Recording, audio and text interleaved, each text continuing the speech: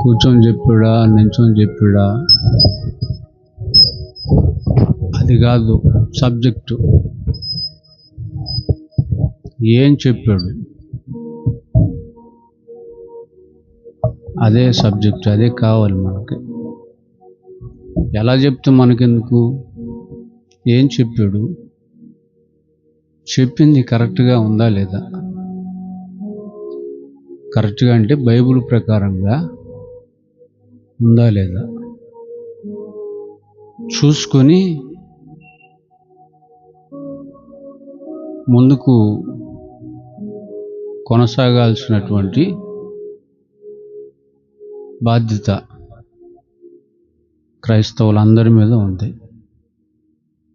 ప్రియులారా,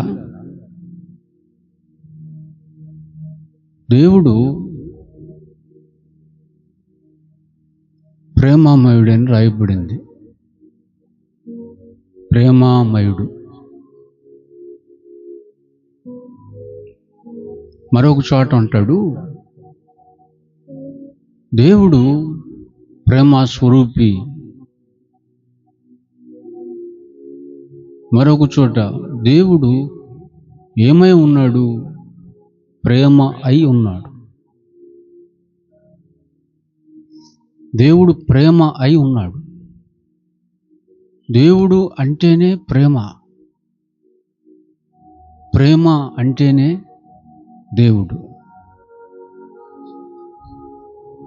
అంతే.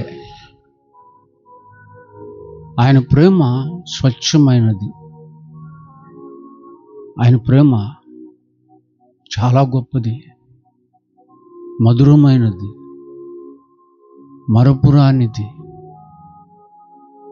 కొలతలేనిది,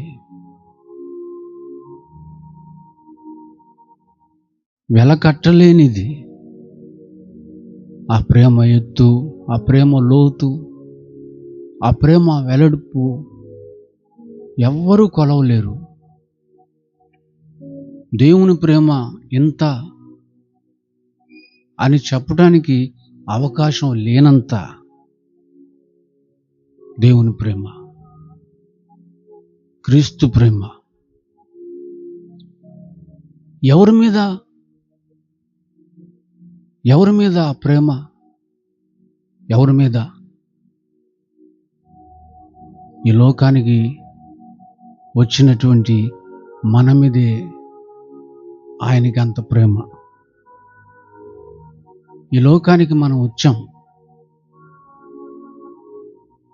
ఈ లోకానికి మనం ఎందుకు వచ్చాం? ఎవరి ద్వారా వచ్చాం? ఆ తండ్రి అయినటువంటి దేవుని ద్వారానే వచ్చాం. ఈ లోకానికి దేవుడు మనల్ని ఎందుకు పంపించాడు?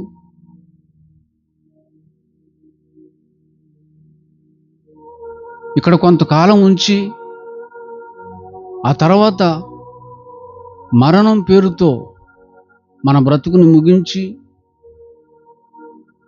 మరలా ఆయన దగ్గరికే రావాలని ఆయన ఎందుకు కోరుకుంటున్నాడు? వచ్చినటువంటి వారికి ఏమి సిద్ధపరిచాడు? ఏమి ఇవ్వాలనుకున్నాడు?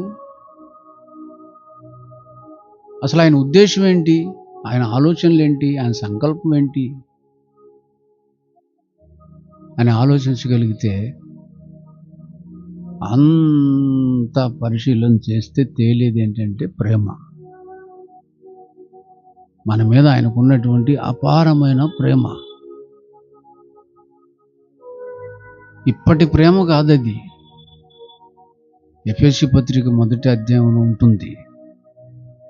జగత్తు పునాది వేయబడక ముందే ఆయన, జగత్తు పునాది వేయబడక మునిపే ఆయన ప్రేమ చేత క్రీస్తులో మనలను ఏర్పరచుకున్నాడు. క్రీస్తులో మనలను ఏర్పరచుకున్నాడు. ఈ లోకంలోనికి మనం వచ్చాం. తల్లి తండ్రుల ద్వారా పుట్టాం. తల్లిదండ్రుల ద్వారా మనం పుట్టాం. పుట్టడానికి వెనుక ఉన్నది ఆయన సంకల్పం, ఆయన హస్తము, ఆయన ఆలోచన. అవి లేకుండా మనం ఈ లోకంలోనికి రాలేదు. ఈ లోకంలోనికి మనం రావడానికి కారణం ఆయన చిత్తమై ఉంది. అది ఈ లోకంలోనికి దేవుడు మనల్ని ఎలా పంపాడో తెలుసా? ఎలా తల్లి గర్భంలో నుండి మనం బయటకు వచ్చామో తెలుసా? వచ్చినప్పుడు మనం ఎలా ఉన్నామో తెలుసా? ప్రసంగి గ్రంథంలో ఉంది, దేవుడు నరులను యథార్థవంతులుగా పుట్టించను. యథార్థవంతులుగా ఆయన మనల్ని పుట్టించాడు.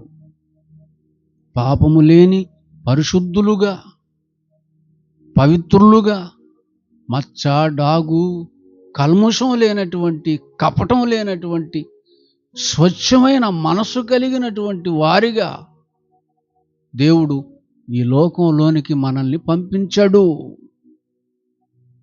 పంపించాడు.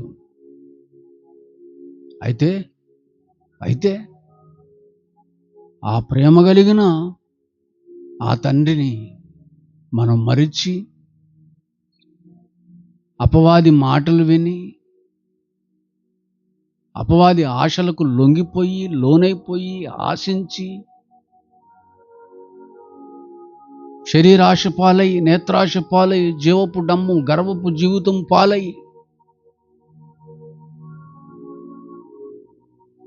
ఈ లోకాన్ని ప్రేమించి, లోకంలో ఉన్న వాటిని ప్రేమించి, ఎన్నిటినో ఆశించి, ఆయన ఇచ్చినటువంటి మంచి క్యారెక్టర్ని పాడు చేసుకున్నాం. మంచి క్యారెక్టర్ కలిగినటువంటి స్త్రీని ఏమంటారు? మంచి క్యారెక్టర్ కలిగిన స్త్రీని, అనగా గుణవతి అయిన స్త్రీని, బుద్ధి, జ్ఞానం, వివేకం కలిగినటువంటి స్త్రీని, దేవుని భయం, దేవుని భక్తి కలిగినటువంటి స్త్రీని ఏమంటదండి సమాజం? ఏమంటదండి? కొనియాడుతుంది,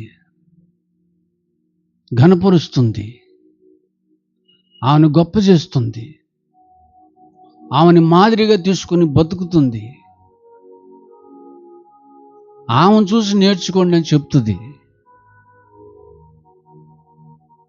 ఏమండి? అలా ఉండాలి నా పిల్లలు అన్నది ఆయన ఆశ, ఆయన కోరిక. కానీ ఎలా ఉన్నారు? ఎలా మారిపోయారు? తిమోతి పత్రికలో ఉంటుంది, 2 తిమోతిలో 3లో. ఏమండి? ఏముంది అక్కడ? ఎలా అయిపోయారు? మనుషులు ఏమైపోయారండి? స్వార్థప్రియులు. స్వార్థం. ఏ పని చేయాలన్నా నాకేంటి,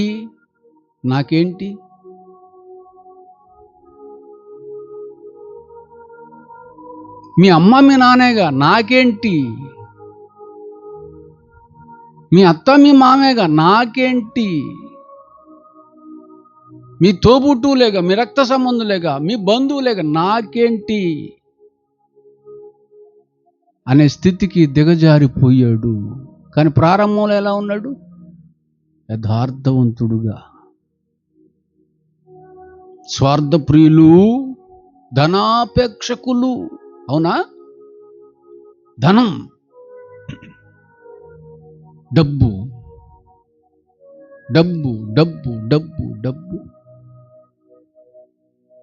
ఈ డబ్బేనండి, ఈ డబ్బు వల్లేనండి దేవునికి దూరం అయిపోయారు. దేవునికి మనిషి దూరం కావడానికి, దేవుని నుండి మనిషిని దూరం చేసింది ఏంటంటే డబ్బు, ధనం. ధనం ఉండాలి, కానీ ధనాపేక్ష ఉండకూడదు. ధనాపేక్ష అంటే ఏంటి? పిచ్చి, డబ్బు పిచ్చి, లగ్జరీగా బతకాలని పిచ్చి, ఆశించినట్లుగా బతకాలని పిచ్చి, అందరికంటే గొప్పగా బతకాలని పిచ్చి, పులిని చూసి నక్క వాతలు వేసుకున్నట్టు వాతలు వేసుకుంటారు చాలామంది.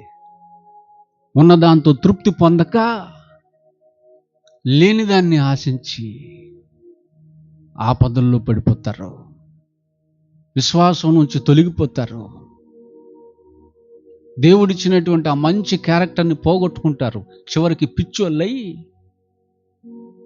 విశ్వాస భ్రష్టులై తమ్మును తామే పొడుచుకొని చచ్చిపోతారు. ఇది బైబిల్ చెప్తున్న సత్యం. చంపుతారు లేదా చస్తారు, క్రూరులుగా తయారైపోతారు, స్వార్థపరులుగా తయారవుతారు. పైన మీరు స్వార్థం అన్నారు కదా, దేనివల్ల స్వార్థపరులు అయ్యారు? దేనికోసం స్వార్థపరులు అయ్యారు? ధనాపేక్ష సమస్త కీడులకు మూలం, సమస్త ప్రాబ్లమ్స్కి మూలం, సమస్త సమస్యలకి మూలం. మీ కుటుంబంలో ఏదైనా సమస్య ఉందా? దానికి మూలం డబ్బు. కాదని చెప్పకండి, ఒకసారి చెక్ చేసుకోండి. ఏదైనా గొడవ ఉందా? దానికి మూలం డబ్బు.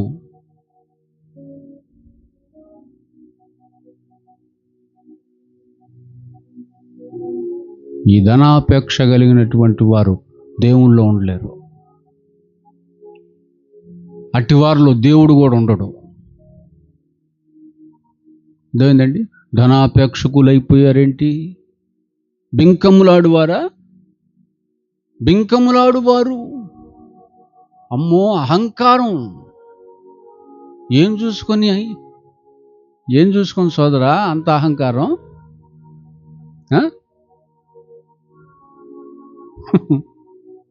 బలం చూసుకున్నా, అందం చూసుకున్నా, లేకపోతే వెనకేమైనా ఉందా కొంచెం ఆస్తి? ఐసు ముక్క కరిగినట్టు కరిగి పద్ధతి తెలియదు నీకు.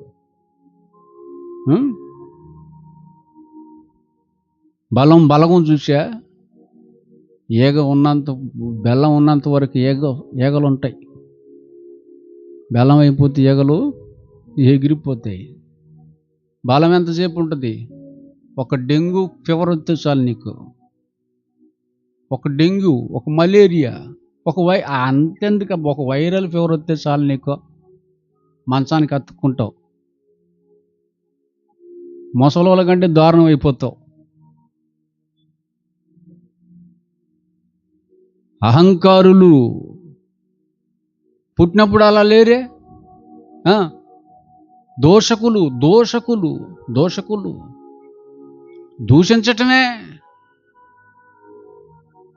ఎవరితో ప్రేమగా మాట్లాడేది ఉండదు, ఎవరితో కలిసిమెలిసి సమాధానంగా ఉండేది ఉండదు, సంతోషంగా ఉండేది ఉండదు, ఆనందంగా ఉండేది ఉండదు.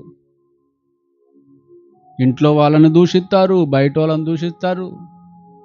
వాళ్ళ పనే దూషించటం దోషకులు. తర్వాత తల్లిదండ్రులకి అస్సలు లోబడరు, అసలు తల్లిదండ్రులు మాటే వినరు.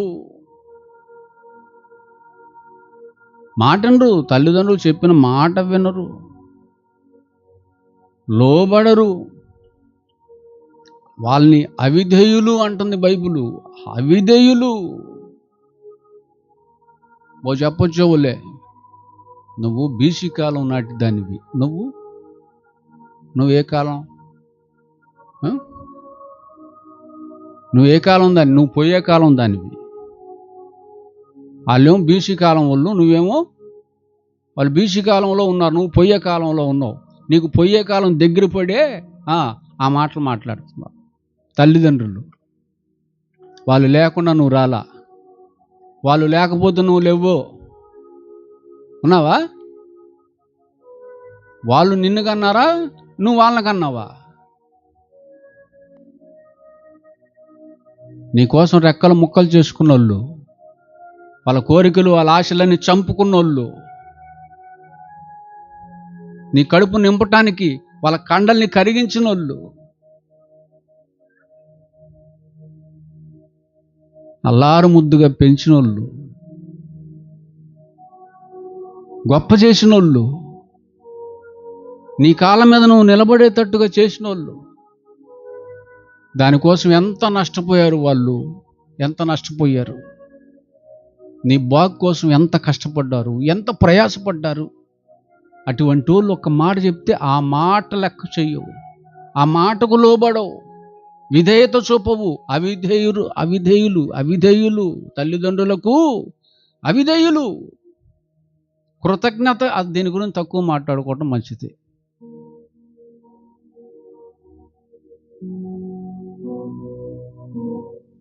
కృతజ్ఞత ఏమైనా ఉందండి? ఈరోజు ఇక్కడ కూర్చున్నామంటే ప్రాణంతో సజీవంగా, అది దేవుడు చూపిన కృప, దేవుడు చూపిన దయ, ఆయన కరుణ, ఆయన చేసిన గొప్ప మేలు ఏదన్నా ఉందంటే అది ఇదే. నువ్వు సజీవంగా ఉండటమే. ఇప్పటి వరకు నిమిషానికి 110 మంది చచ్చిపోతున్నారు సమాజంలో, కానీ నువ్వు సజీవంగా ఉన్నావంటే వాళ్ళకంటే గొప్ప ఏం కాదు నువ్వు. కేవలం ఆయన దయ అంతే, ఆయన కృప. ఇప్పటికన్నా తెలుసుకుంటావని, ఇప్పటికన్నా సరి చేసుకుంటావని, ఇప్పటికన్నా లోబడతావని, ఇప్పటికన్నా మారుతావని, ఇప్పటికన్నా ఇప్పటి నుండే ఆయన కోసం బ్రతుకుతావని ఆయన ఇచ్చిన అవకాశం. ఏ రోజు సద్వినియోగం చేసుకున్నావు నువ్వు చెప్పు? ఏ రోజు సద్వినియోగం చేసుకున్నావు?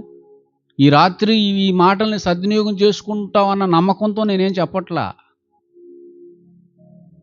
ఇక్కడే బాగున్నారు పావురాల్లాగా. నేను ఆమెనన్నానంటే విన్నదంతా ఒక దులిపి వెళ్ళిపోతారు. దుమ్మును దులిపినట్టు దేవుని వాక్యాన్ని దులిపి వెళ్ళిపోతారు మీరు. జాగ్రత్త, మీ దుమ్ము దులుపుతాడు రేపు. ఆయన అందరి దుమ్ములు దులుపుతాడు. గర్విష్ఠుల యొక్క గర్వాన్ని అణిచి గద్దెను దింపి గడ్డి తినేటట్టు చేశాడు. ప్రపంచ చక్రవర్తుల్నే వాళ్ళ కాలి గోటికి సరిపోమ్మనం. జాగ్రత్త. ఇంకా కృతజ్ఞత లేనివారు ప్రతిరోజు దేవునికి థ్యాంక్స్ చెప్పండి, వందనాలు చెప్పండి, స్తుతి చెప్పండి, కృతజ్ఞతలు చెప్పండి.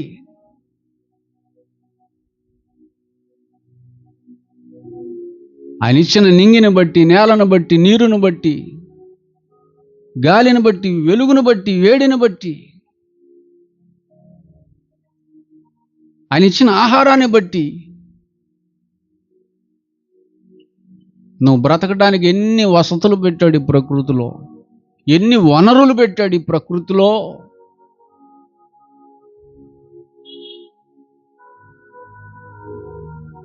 పగలు ఎంత ఎండగాసినా రాత్రి అయ్యేసరికి చంద్రుడు వచ్చేస్తాడు నీకు చల్లగా ఉండటానికి. నువ్వు రాత్రి రాకపోతే ఏం చేస్తావు? రాత్రి రాకపోతే ఏం చేస్తాం? నా పిల్లలకు విశ్రాంతి కావాలని రాత్రి పెట్టాడు, నా పిల్లలు పనులు చేసుకోవాలని పగలు పెట్టాడు. 24 గంటలు ఇచ్చాడు. 24 గంటలు నీకు రావాలంటే 1,11,000 కిలోమీటర్ల వేగంతో భూమి తిరగాలి. తిప్పుతుంది ఆయన.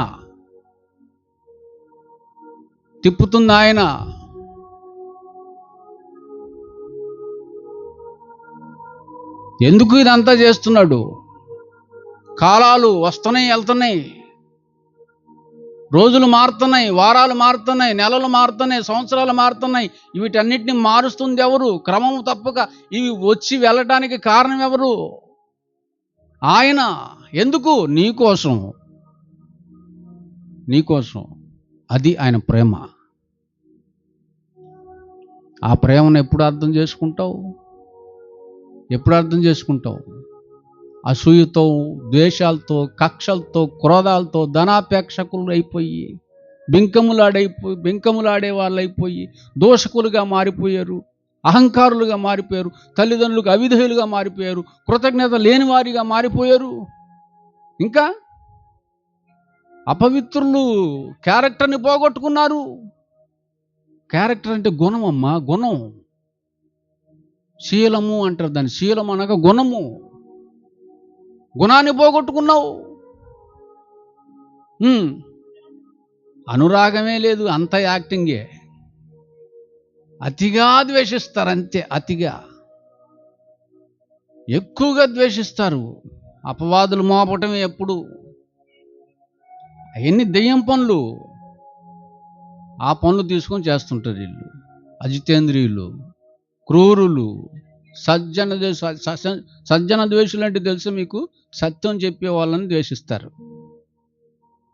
ఉన్నది ఉన్నట్టుగా చెప్పేవాడు అవసరం లేదు ఈ రోజుల్లో. బైబిల్లో ఉన్నది ఉన్నట్టుగా చెప్పే వాళ్ళని ద్వేషిస్తారు. యథార్థంగా, ధైర్యంగా దేవుని వాక్యాన్ని మాట్లాడే వాళ్ళని ద్వేషిస్తారు. వాళ్ళంటే నచ్చదు, వాళ్ళంటే పడదు, వాళ్ళంటే గిట్టదు, అసలు వాళ్ళ దగ్గరికి రారు, వాళ్ళని రానిరు.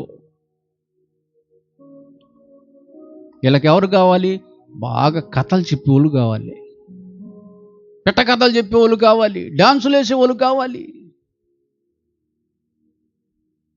ఆరాధనల పేరుతో అల్లర్లు చేస్తూ ప్రార్థనల పేరుతో పడగొట్టి పిచికారీ చేసేవాళ్ళు కావాలా. మాయగాళ్ళు, మోసగాళ్ళు కావాలి, కానీ సత్యం చెప్పేవాళ్ళు అవసరం లేదు. సజ్జన ద్వేషులు. వాళ్ళని ఎక్కువ కాలం ఉండనీరు, వాళ్ళని నిలబడనీరు, వాళ్ళని బతకనీరు, వాళ్ళని తరిమేస్తారు. ఎందుకు? వాళ్ళుంటే వీళ్ళ నడవు, వీళ్ళ ఆటలు సాగవు.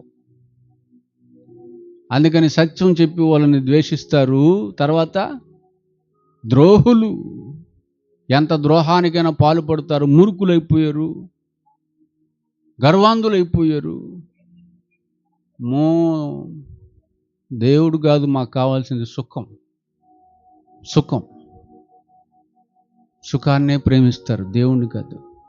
దేవుడు మిమ్మల్ని ఎంతగా ప్రేమించి ఎంత చేశాడు, లెక్కలేనంత. అంత గొప్ప మహానుభావుణ్ణి ప్రేమించక సుఖాలకు అలవాటు పడ్డారు. సుఖాలు, సౌఖ్యాలు. ఎంతకాలం సుఖపడతావు?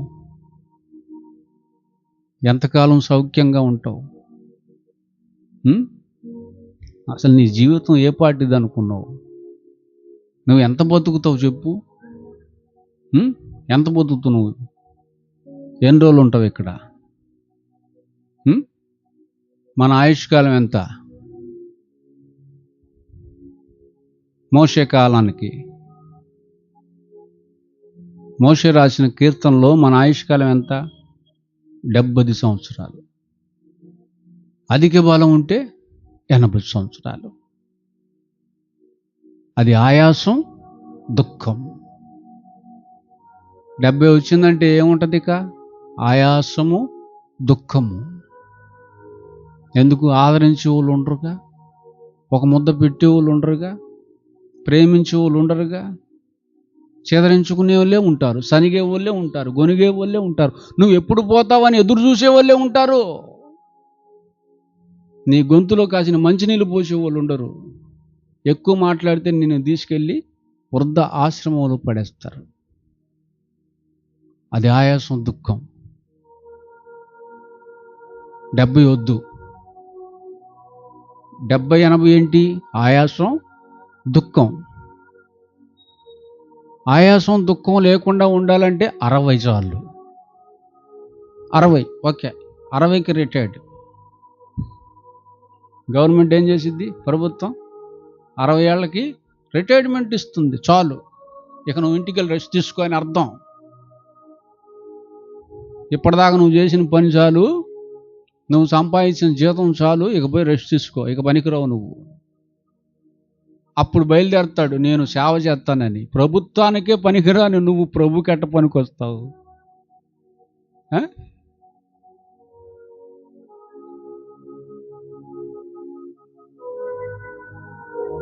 నాకు కళ్ళు ఉన్నంత వరకు చదవలేదు నీ వాక్యం. కళ్ళు పోయినాక పాడిద్ది పాట. ఏం ఉపయోగం? నాకు బలము ఉన్నంత వరకు చేయలేదు నీ సేవను. ఇప్పుడు లేదు బలం, ఇప్పుడు ఊగులాడుతుంది శరీరం. 60 చాలు. ఓకే, 60. 60లో 60 సంవత్సరాల్లో నిద్ర ఎన్ని సంవత్సరాలు పోతావు? సగం పగలు సగం రాత్రి, సగం నిద్రపోతావు. అంటే నువ్వు బతికేదంతా 30 సంవత్సరాలు బతుకుతావు. 30 సంవత్సరాలు 30 సంవత్సరాలంటే చిన్న జీవితమా పెద్ద జీవితమా? ఏమండి? చాలా చిన్న జీవితం 30 ఏళ్ళు. ఈ 30 సంవత్సరాల్లో ఎన్ని క్వాలిటీస్ ఉన్నాయి? ఆయన ఇచ్చింది పోయింది. దేవుడు నరులను యథార్థవంతులుగా పుట్టించను, క్యారెక్టర్ కలిగిన వారికి అది లేదు, పోయింది. అపవాది దయ వల్ల, ఆడితో సావాసం చేయటం వల్ల, ఆడి వైపు చూడటం వల్ల, వాడిని రమ్మన్నందుకు, వాడికి చోటునిచ్చినందుకు మొత్తం పోయి, దేవునికి సంబంధించిన అన్నీ పోయి, దెయ్యానికి ఇష్టమైన అన్నీ వచ్చి కూర్చున్నాయి లోపల. దేవుని ఆలయంగా ఉండవలసినటువంటి మనిషి ఎలా మారిపోయాడు? పాప పంకిలం అయిపోయాడు. అపవాది ఇల్లుగా మారిపోయాడు. చీకటి గృహగా, దొంగల గృహగా మారిపోయాడు మనిషి. దేవుడు ఎంత బాధపడుతున్నాడో తెలుసా? ఎంత వేదన పడుతున్నాడో తెలుసా? ఎంత దిగులు పడుతున్నాడు, ఎంత చింతిస్తున్నాడు, ఎంత దుఃఖిస్తున్నాడు, ఎంత రోదిస్తున్నాడు. ఆ రోదన మీకు వినపడింది ఎప్పుడన్నా? ఆయన బాధను ఎప్పుడన్నా అర్థం చేసుకున్నారా? ఆయన వేదన్ని ఎవరన్నా అర్థం చేసుకున్నారా?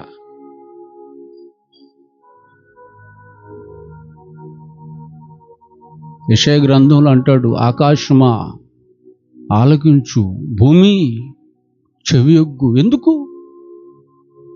చెప్పుకోవడానికి మనుషులు లేరా? ఆయన పిల్లలు లేరా? లేకే కదండి నింగికి నేలకి చెప్పుకుంటుంది. ఏమని చెప్పుకుంటున్నాడు? నేను పిల్లలను పెంచి గొప్పవారిగా చేసి తిని. తల్లి గర్భంలో నుండి బయటకు వచ్చినప్పుడు ఏముందండి? వీళ్ళకే మొలతాడు కూడా లేదు కదండి. మెళ్ళ ఏమైనా బంగారం వేసుకొని పుట్టావా? చెవులు దుద్దులతో పుట్టావా? కాళ్ళ పట్టాలతో, కాలు మెట్టెలతో, ఏళ్ళ మెట్టెలతో పుట్టావేమన్నా? లేకపోతే 1 కోటి రూపాయల మూట తీసుకొని వచ్చావా? ఏమీ లేవు. ఒంటరిగా దిగంబరిగా వచ్చావు.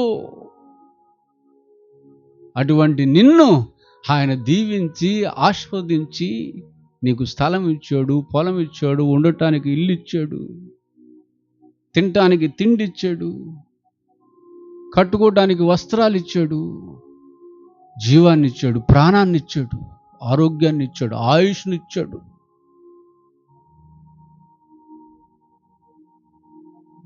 గొప్పవారిగా చేశాడట. గొప్పవారిగా అపార్ట్మెంట్లు కట్టే అంత గొప్పవాళ్ళు, గొప్పవారిగా చేశాడు. ఏమంటే బుర్జ్ ఖలీఫా దుబాయ్లో ఉంటుంది. ఎంత దాని హైట్ ఎంత అనుకున్నారు? ఎన్ని అంతస్తులు అనుకున్నారు? అది ఆకాశమును అంటుతున్నట్టుగా కనపడుతుంది. అది అంత గొప్ప గొప్ప శిఖరాలు, ప్రాజెక్టులు కట్టేవారిగా, ఇంజనీర్లుగా, లాయర్లుగా, డాక్టర్లుగా, ఐఏఎస్లుగా, ఐపీఎస్లుగా రాష్ట్రాన్ని, దేశాల్ని పరిపాలించేటువంటి వారిగా ఆయన చేసిన ఆయన మీద ఏం చేశారు? వీళ్ళు తిరగబడ్డారట. దేవుని మీద తిరగబడ్డారు. దేవుడేడి? దేవుడు లేడు. బోర్డులు పెట్టేస్తున్నారు, మీటింగులు పెట్టేస్తున్నారు దేవుడు లేడని. తల్లి పాలు తాగుతూ తల్లి రొమ్మునే గుద్దుతున్నారు మనుషులు. దేవుడు లేడా? మరి నువ్వెందుకున్నావు? నువ్వెలా ఉన్నావు? నువ్వెక్కడి నుండి వచ్చావు? నువ్వెవరివి?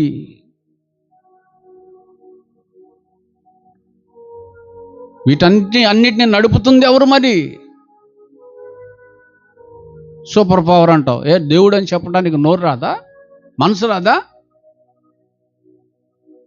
తిరగబడ్డారు, మనుషులు తిరగబడుతున్నారండి, తిరగబడుతున్నారు.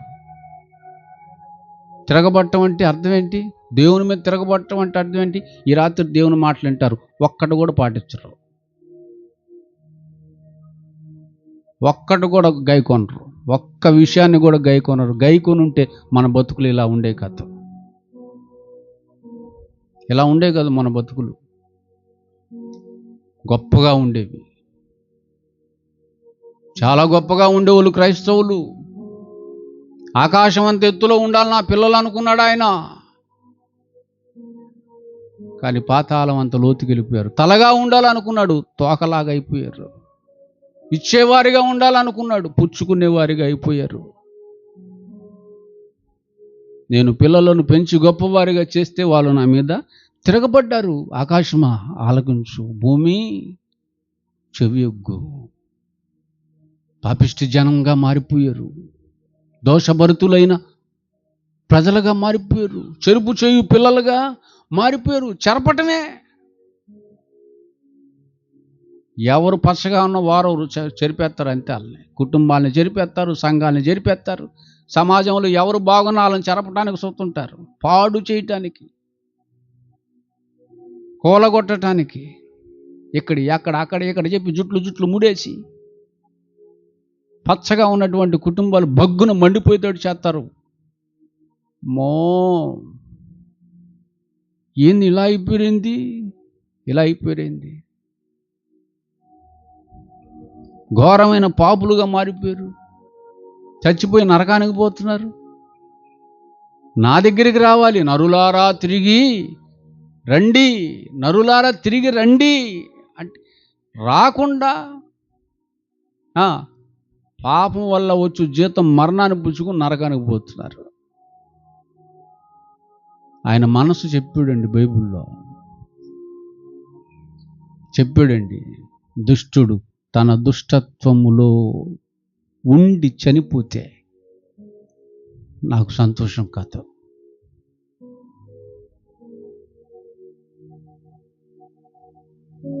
ఏమండి, ఒక మనిషి పాపంలో ఉంటే ఆ మనిషిని చూసి బాధపడుతున్నాడు, వేదన పడుతున్నాడు, ఆయనేనండి దేవుడు అంటే.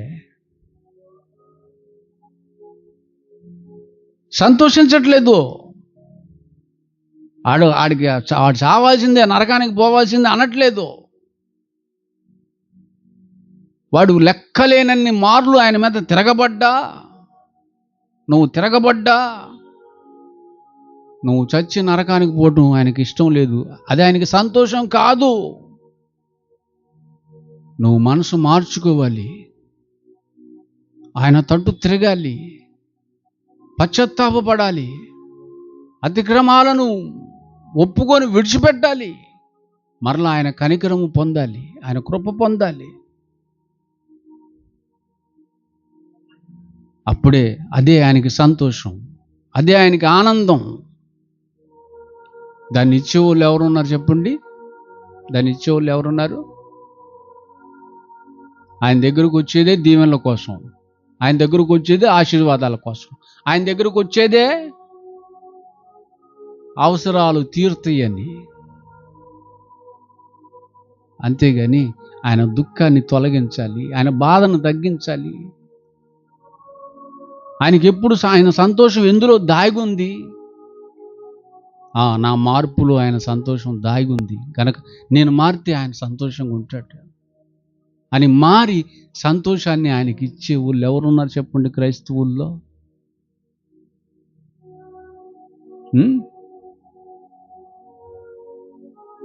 పెనేసుకుపోయాడు మనిషి లోకంలో ఉన్న వాటితో. నువ్వు బతికేది 30 ఏళ్ళు, అది గ్యారెంటీ లేదు. మీరు ఇంతలో కనబడి అంతలో మాయమైపోయే ఆవిరి వంటిది మీ బతుకు, మీ జీవం ఏ పాటిది?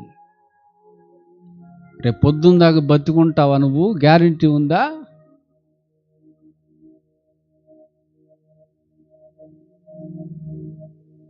ఆవిరి వంటి మనకి ఈ లోకం మీద ఆశలు ఎందుకు? లోకంలో ఉన్న మనుషుల్ని అధికంగా ప్రేమించుకో. అవసరాన్ని బట్టే ప్రేమిస్తారు వీళ్ళు. అవసరం తీరిందంటే ఎవరు నువ్వు అంటారు వీళ్ళు. అర్థమైందండి? కనుక ప్రేమ కలిగినటువంటి దేవుడు, ఎంతో ప్రేమను మనకిచ్చినటువంటి ఆ దేవుడు మన నుండి కోరుతున్నది ఏంటంటే ప్రేమనే కోరుతున్నాడు. ప్రేమను కోరుతున్నాడు. పాపంలో ఉన్నటువంటి నిన్ను కాపాడుకోవటానికి, రక్షించుకోవటానికి, మరలా దక్కించుకోవటానికి ప్రభు అయినటువంటి యేసుక్రీస్తు వారిని లోకానికి పంపించాడు. ఆయన తన శరీరాన్ని శ్రమలకు అప్పగించి, తన రక్తం అంతటిని చిందించి, నీకోసం యాగమై, నీకోసం ఘోరమైనటువంటి మరణం పాలై,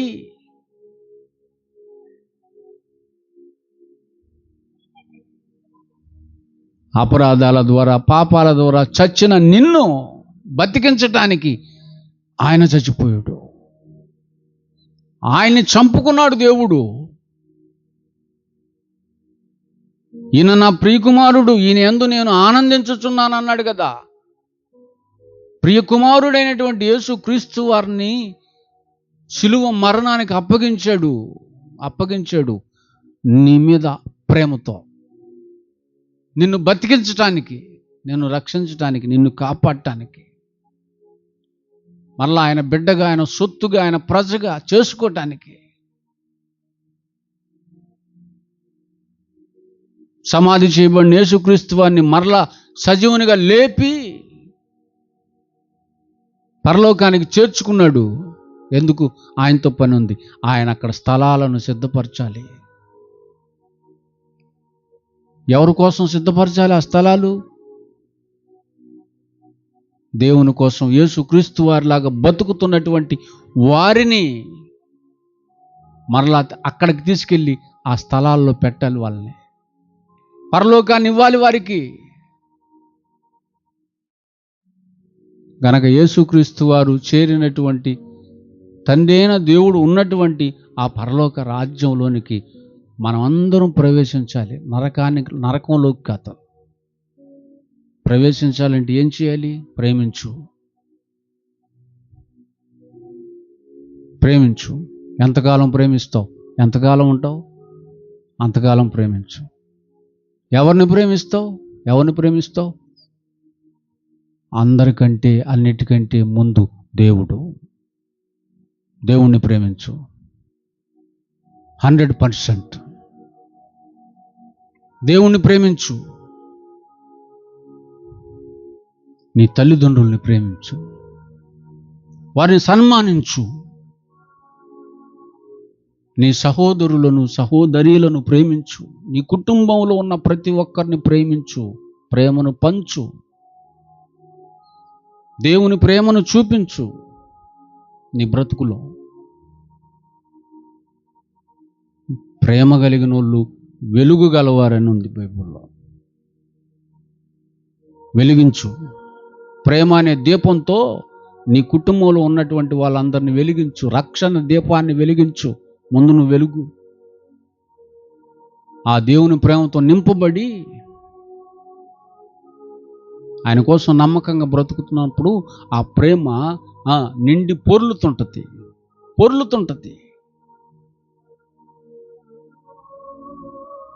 ప్రవహిస్తుంటుంది. అది గిన్నె నిండి పొర్లుతుంటది.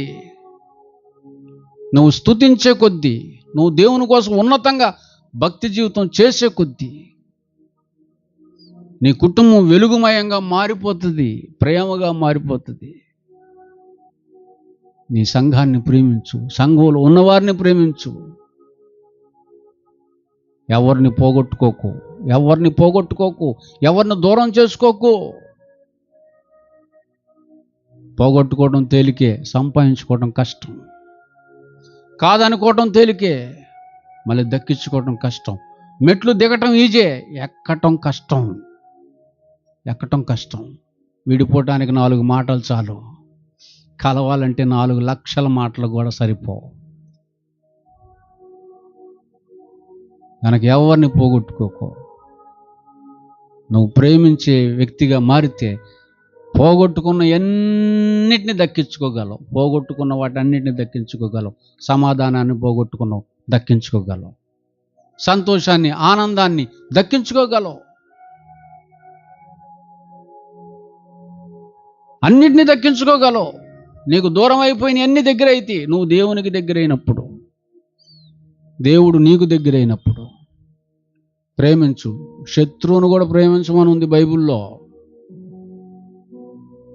శత్రువును కూడా ప్రేమించాలి. నీ శత్రువు ఆకలి కొని ఉంటే ఆడికి అన్నం పెట్టు. ఉందా? ఆ మనసున్న వాళ్ళు చేయొద్దండి.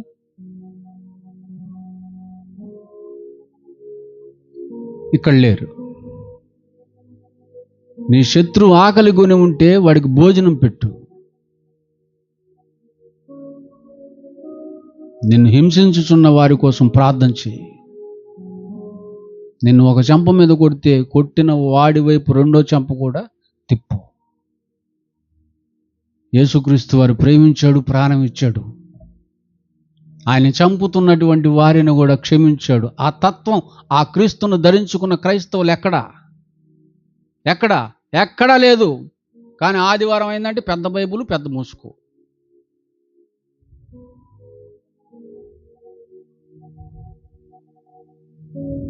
క్రీస్తును ధరించుకున్న క్రైస్తవుల ఏడు క్రీస్తు కనపడ్డే, ఆయన తత్వం కనపడదే, ఆయన లక్షణాలు కనపడవే, ఆయన పనులు కనపడవే. నీ పొరుగు వారిని ప్రేమించు. ప్రేమించొద్దని దేవుడు చెప్పలేదు. ప్రేమించు, అందరిని ప్రేమించు. అబ్రహాముతో అంటాడు, నీవు ప్రేమించుచున్న నీ కుమారుణ్ణి. కడుపును పుట్టిన వాళ్ళని ప్రేమించాలా? ప్రేమించాలి.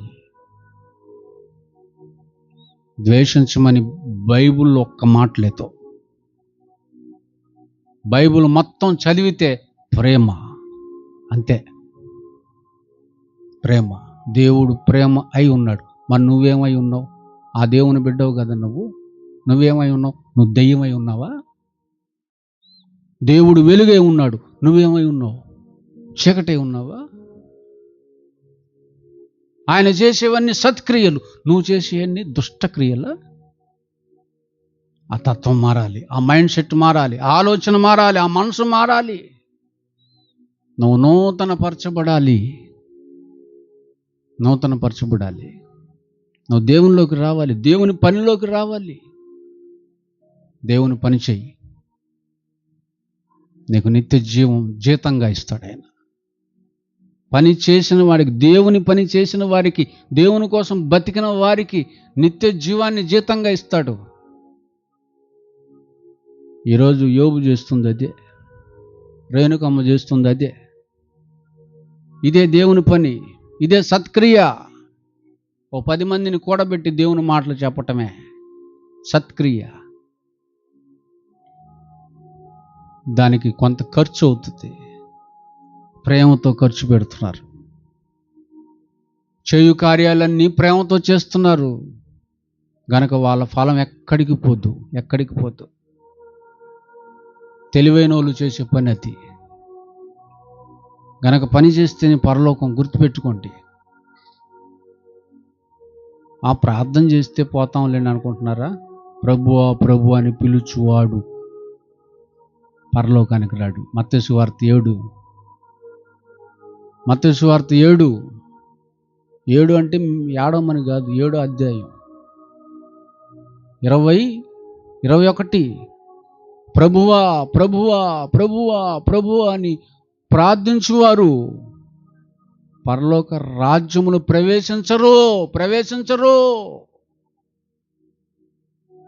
ఏ ఖర్చు ఉంటుందండి? ప్రార్థన చేసే వాళ్ళకి డబ్బులు ఏమైనా ఖర్చు అవుతాయా?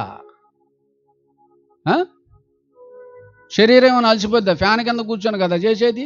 దోమలు కుట్టకుండా ఆల్అవుట్ కూడా వెలిగించుకొని మరీ చేస్తారు.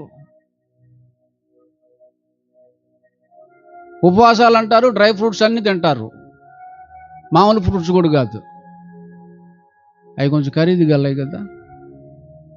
ప్రభువా ప్రభువా ప్రభు అని పిలుచు ప్రతివాడు పరలోక రాజ్యం చేరడు కానీ పరలోకమందున్న నా తండ్రి చిత్తం, నా తండ్రి ఇష్టం ఏంటి నా తండ్రి చిత్తం, ఏంటి నా తండ్రి ఇష్టం. పాపం వల్ల దూరం అయిపోయినటువంటి వాళ్ళందరినీ ఆయన వాక్యాన్ని చెప్పి వాళ్ళ మనసులు మార్చి వాళ్ళ బ్రతుకులు మార్చి ఆయన చెంతకు చేర్చి వాళ్ళు కూడా దేవుని కోసం బతికితడులు చేయటమే ఆయన చిత్తం. ఒక్క ఆత్మ కూడా నశించుట నా చిత్తము కాదు. రక్షణ పొందకుండా చచ్చిపోవటం నా చిత్తము కాదు. ఒక ఆత్మ రక్షించబడాలంటే ముందు విశ్వాసం అన్నది కలగాలి. విశ్వాసం ఎలా కలిగిద్ది? క్రీస్తుని గురించిన మాట వల్ల కలుగుతుంది. యేసుక్రీస్తు వారిని గురించినటువంటి మాటలు నువ్వు చెబితే అవి వింటారు, విన్నోళ్ళకి విశ్వాసం కలిగిద్ది. ఆ విశ్వాసం మారు మనసులోకి తీసుకొస్తుంది.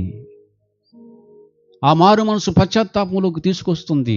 ఆ పశ్చాత్తాపం బాప్తిసంలోనికి, పాప క్షమాపణలోనికి తీసుకొస్తుంది.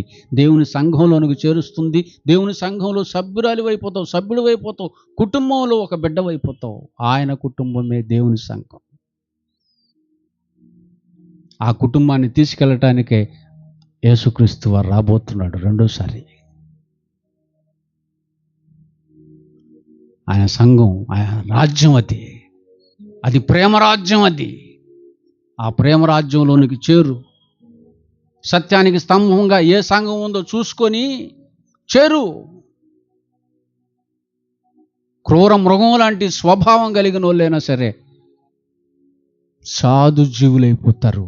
సాధు జీవులు. నా దగ్గరికి వచ్చే పిల్లలందరూ క్రూర మృగాలు లాంటి వాళ్ళు. నా దగ్గరికి రాకముందు, నా దగ్గరికి వచ్చాక అందరూ సాధు జీవులైపోయారు. సాధు జీవులు. అదేంటండి, దేవుడు ఎలా అయితే పుట్టించాడో మరలా ఆ స్థితికి వచ్చేసారు. దేవుడు నాకు ఇచ్చిన పిల్లలు దేవునికి ఆలయాలుగా ఉన్నారు. శిథిలమైపోయినటువంటి ఆలయాల్ని బాగు చేసే పనిలో ఉన్నారు, కట్టే పనిలో ఉన్నారు. దేవుని దృష్టిలో ఎంతో విలువ కలిగిన వారిగా ఉన్నారు, ఘనులుగా ఉన్నారు, శ్రేష్ఠులుగా ఉన్నారు, అర్హులుగా ఉన్నారు.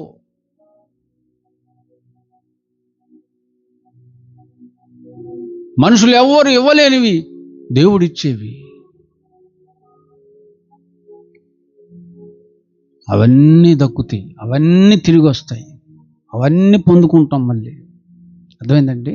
అది కళ్ళు మూసుకుంటే ప్రార్థన చేసుకుంటాం.